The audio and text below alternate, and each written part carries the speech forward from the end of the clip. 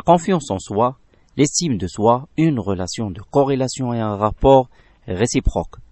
On parle d'un principe majeur de réussite, une clé de bonheur et une preuve d'une forte personnalité.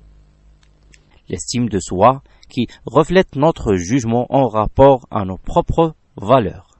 À la suite, on va découvrir le concept de la confiance en soi, la relation avec l'estime de soi et avec d'autres concepts, bâtir sa confiance en regard de ses compétences et réussir son intervention devant un public cible, un jury par exemple. Une chose importante à révéler, c'est que l'estime de soi a un rapport avec nos valeurs, tandis que la confiance en soi est liée à nos capacités, mais l'une dépend de l'autre. Une auto-évaluation positive implique une bonne estime de soi, et donc on est confiant de nos compétences. L'estime de soi est une partie importante de la personnalité.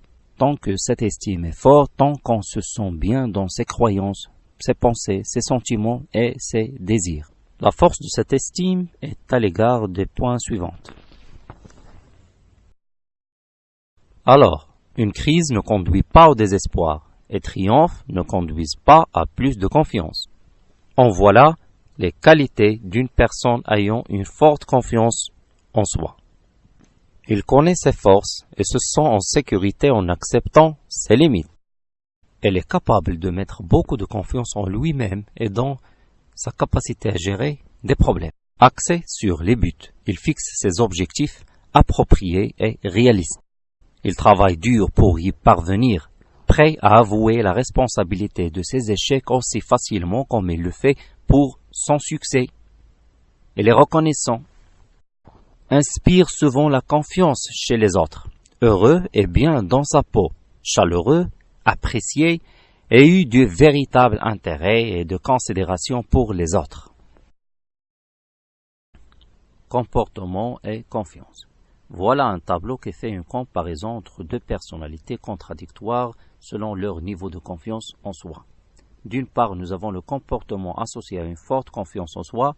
D'autre part, nous avons le comportement associé à une faible confiance en soi. Je vous laisse à découvrir les différences. Deux composés principaux contribuent à la confiance en soi. L'auto-efficacité résultant de la maîtrise des compétences et de la réalisation des objectifs. Et l'estime de soi qui reflète nos principes et nos valeurs. Maintenant, on va voir comment construire sa confiance en soi en 3 étapes majeures. La première des choses, mettez-vous en action. La deuxième, arrêtez la critique intérieure et soyez courageux en apprenant à vous aimer. La troisième des choses, soyez compétent. Renforcez vos compétences et soyez efficace.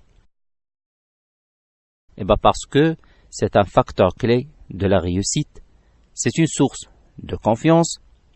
Il renforce le sentiment d'estime personnelle et il fait sentir le bonheur. Confiance et intervention. 5 astuces et une précieuse conseil.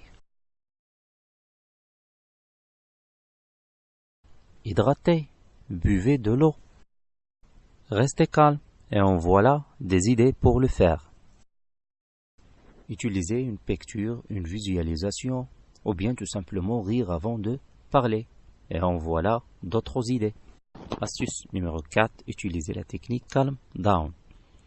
Respirez profondément, changez votre position, regardez les intervenants dans leurs yeux et faites rire le public et le laissez prendre l'accent hors de vous.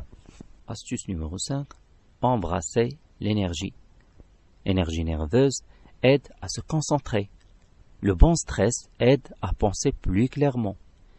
Conscience de l'entourage et de l'ambiance, engagez votre public, montrez votre passion. Notre conseil, c'est d'être prêt. Assurez-vous que vous savez ce que vous allez dire. Pratiquez vos premiers mots plus que toute autre partie. Trouvez un entraîneur à la pratique ou un membre de la famille comme auditoire. La pratique par la vidéo, l'enregistrement et la lecture à haute voix. Soyez à l'aise. Merci à vous et bonne formation.